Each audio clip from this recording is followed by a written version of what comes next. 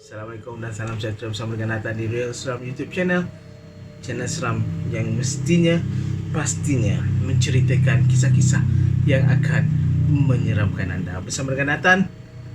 Selamat petang, selamat siang, selamat malam guys. Tengok montage dulu guys. Roll.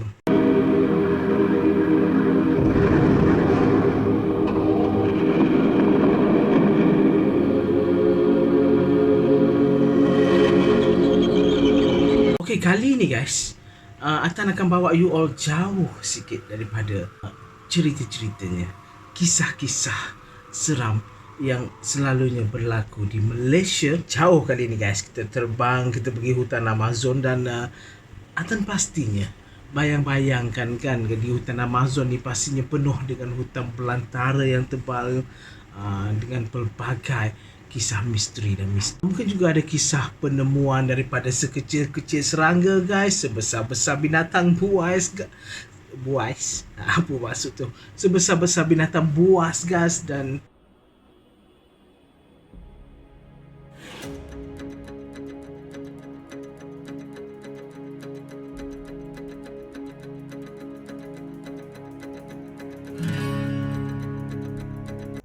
mungkin juga korang akan terfikir yang macam mungkin juga korang terfikir yang adanya makhluk-makhluk yang pelik, yang mistik, yang boleh membunuh manusia. Dan mungkin ada juga yang terfikir bahawa hutan Amazon ini selamat dihuni oleh sesiapa saja di dunia ini kan. Mana tahu ada yang terfikir begitu. Tapi kalau Atan lah, memang Atan akan fikir macam seram gila ni. Mestinya ada binatang buas yang boleh membunuh manusia kan, yang mestinya ada macam-macam dalam tu, ada ular ni.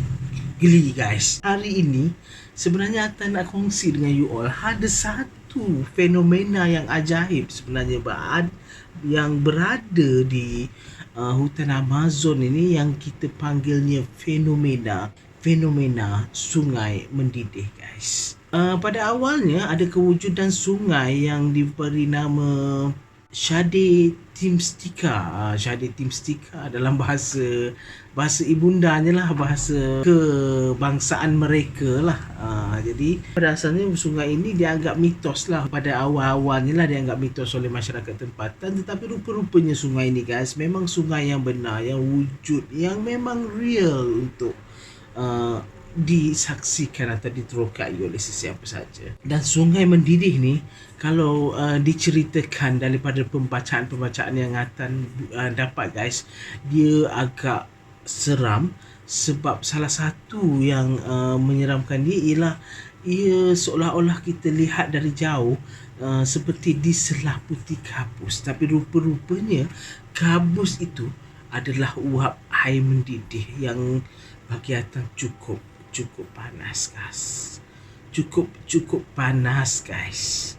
Dan ada di serta-serta tempat yang orang boleh melihat guys, yang mana ada kepulan-kepulan ataupun ketulan buih lah kot, yang merecik-recik di permukaan sungai mendidih ini. Di permukaan sungai yang mendidih ini guys. Cerita ni guys yang menjadi semakin menariknya bila masyarakat tempatan di sini juga percaya dengan kewujudan bomoh-bomoh dan pawang-pawang, sehingga ada yang kata ianya sungai mendidih ini dijaga oleh pawang-pawang dan dukun-dukun tersebut.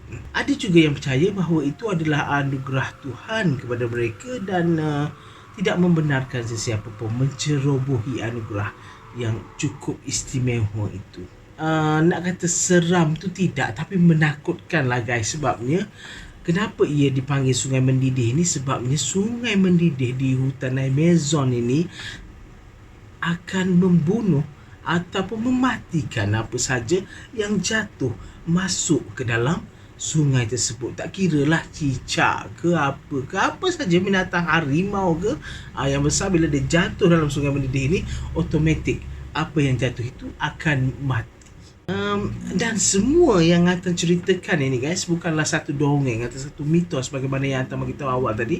Kerana dalam National Geographic juga diceritakan oleh seorang ahli sains, ahli geofizik, iaitu Simon Worrell dari Peru, yang mengatakan beliau telah pun mendengar berita ini semenjak beliau dari kecil lagi daripada arwah datuknya. Sekarang ni bila dah dewasa, ahli saintis ini cubalah untuk menerokai sendiri pengalaman di Sungai Mendidih ini, dan akhirnya beliau berjaya ke tempat tersebut. Jadi dia menceritakanlah dalam National Geographic itu yang Sungai Mendidih ini terletak di hutan Amazon negara Peru, di tengah-tengah bahagian lembah belantara daripada Lima Peru, ya, nama tempat Lima, ya, bukan Lima, nama tempat Lima. Dari Lima Peru ini seseorang perlu mengambil pesawat ataupun kapal terbang selama lebih kurang 1 jam, ya, menaiki pesawat ini ke bandar yang diberi nama Pucallpa. Lepas sampai di bandar Pucallpa ini tadi, guys, seorang yang hendak ke kawasan Sungai Mendidih ini perlu pula menaiki pacuan 4 roda. Kalau kita highlight selama 2 jam. Jadi daripada 2 jam ini mereka akan tibalah di satu tempat yang dinamakan Pachitia. Atan tak pandai sebut lah, nanti Atan tulislah kat atas tu, ya. Pachitia ni ialah cabang sungai Amazon yang seluas kira-kira 300 meter, guys. Jadi daripada cabang sungai inilah mereka kena menaiki kenderaan, atau dalam bahasa Perunya dipanggil peki-peki. Peki-peki ni kenu ataupun kayak lah. Mereka akan berkayak pula atau berkenu pula selama setengah jam sebelum sampai ke Sungai Mendidih ini. Agak mencabar jugalah, guys, ya, kalau nak pergi ke sini. Tapi boleh pergilah sebab tempat ini memang betul-betul wujud. Dan hutan ini dikatakan dijaga oleh pawang yang bernama Mayantu Pacu ke Mayantu Tacu ke, macam itulah. Tak apa, nanti Atan yang kalau tak betul ni memang Atan akan letaklah yang di atas inilah sebagai panduan untuk you all lah, ya. Kita tak naklah bawa berita ajaran sesat dalam ni, kan. Kita bukan maksud. Okey, mana Mayantu tu bermaksud hutan, dan Yacu, Mayantu Yacu, dan Yacu itu bermaksud air, maknanya hutan air lah lebih kurangnya, guys, kalau kita convertkan dia ke dalam bahasa kita ni, kan. Dan untuk makluman anda juga, dipercayailah ada dewa yang digelar Yacu Mama. Ada dewa yang digelar Yacu Mama, yang mana Yacu Mama ini dialihkan ke dalam bahasa kita akan Yacu Mama ini dikatakan ialah seorang ke seapa-apalah roh ular gegasi yang boleh mengeluarkan wap panas atau sejuk, guys.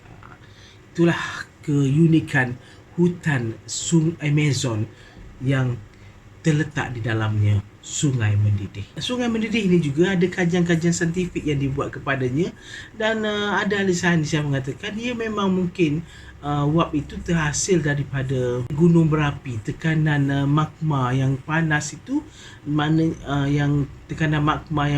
menghasilkan wap, sehinggalah air yang di dalam sungai ini menjadi terlalu panas. Kalau ikut kajian saintifik lah, guys. Tapi ada juga kajian yang mengatakan itu bukanlah teori yang betul, dan dikatakan mungkin kepanasan itu memang berpunca daripada lapisan asalnya di bawah tanah sungai tersebut di hutan Amazon. Jadi yang mana satu kisahnya kebenarannya, tetapi yang nyatanya Sungai Mendidih ini memang wujud, guys, dan apa saja yang jatuh di dalamnya akan mati ataupun meninggal dunia. Teori sains ataupun teori mistik yang mana menjanjikan kebenarannya.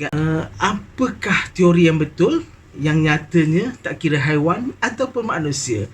Jangan sesekali berani masuk ke kawasan Sungai Mendidih ini.